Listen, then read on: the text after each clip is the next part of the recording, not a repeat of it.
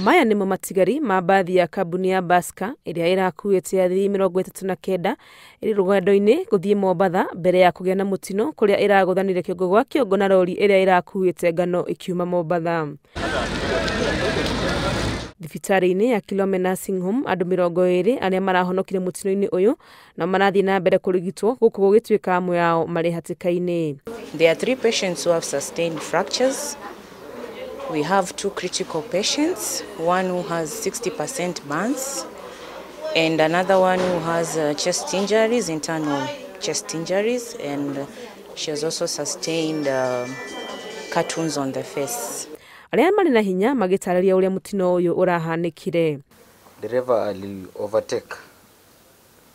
overtake truck na kulikuwa na truck nyingine pia inakuja.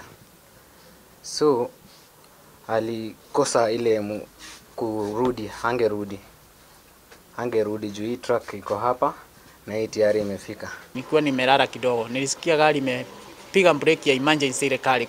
Kwa dakika mimi nilistukia nikiwa nimegaragara chini, nimekaa chini kwa faranda ya gari.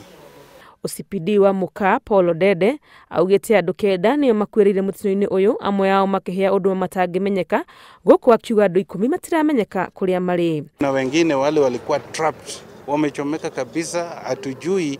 Na hii basi pia unajua ilikuwa na vitu za abiria, so hatujui kama zingine ni mwili kwa sababu kila kitu imechomeka hapo kwa hiyo ndani ya hiyo basi.